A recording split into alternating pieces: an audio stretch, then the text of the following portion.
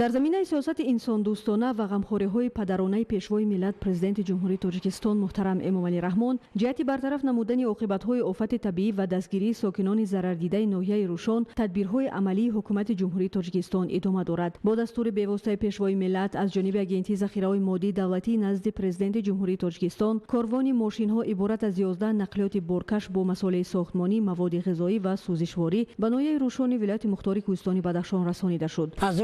که در جماعت دهات بهروشون ناحیه روشون از جمله در دهه بهروشون و دهه دیروشون آفت طبیعی سر زد. سپارش و دستگیری بی‌واسطه اساسگزار صلح و وحدت ملی پیشوای معظم ملت محترم امامعلی رحمان با آفت زدگان سر وقت یاردم عملی رسید.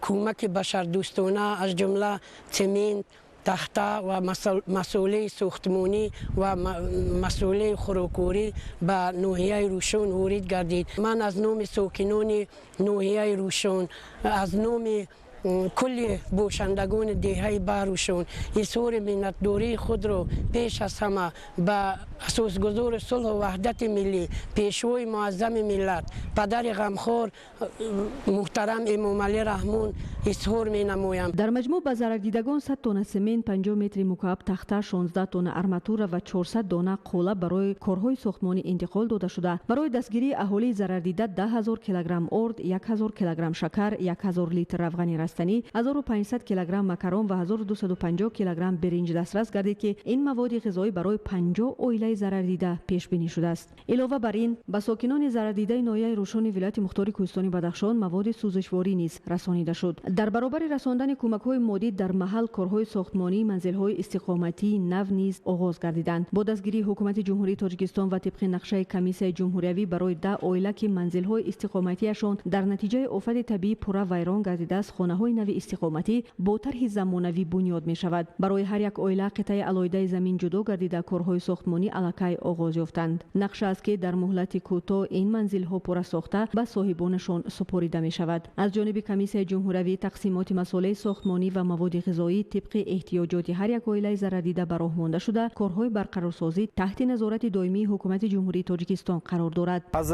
روز سر زدن آفت‌های طبیعی در دهه‌های دیروشان و بهروشان ناحیه روشن در دهه نوروم جماعت دهات نظرشاه دادخدایف قطعه زمین برای 10 عائله که از آفت طبیعی خانه‌شان پره ضرر دیدند قطعه زمین جدا گردیده است و طی 2 روز است که در کارهای زمینی یعنی کندن فوندامنت برای آغاز کارهای ساختمانی آغاز گردیده است و صبح امروز باشد با دستور و هدایت‌های پیشوای ملت مسائل ساختمانی از قبیل سمنت، تخته، ارماتور و فنر برای قاله‌بندی بتون‌ریزی به ناحیه روشن وارد گردیده است.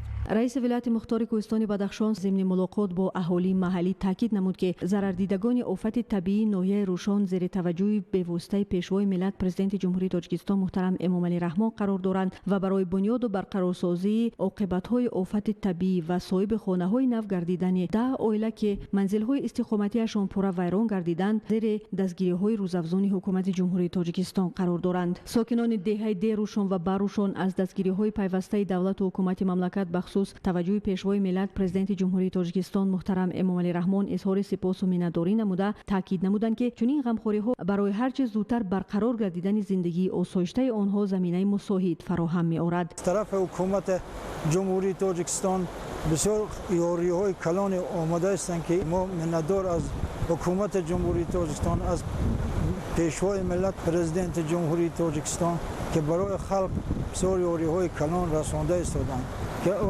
در حال انا از طرف حکومت تکنیک و همه چی کار کرده استند. باید گفت که ضرردیدگان آفت طبیعی از روزهای اول رخ دادن حادثه طبیعی و برطرف سازی عاقبت‌های آن تحت توجه مخصوص رهبریت دولت و حکومت جمهوری تاجیکستان قرار داشته کارهای سازندگی و بنیادکاری در دهه‌های دیروشن و بهروشن ناحیه روشن ولایت مختار کوهستانی بدخشان با صورت بلند ادامه دارد.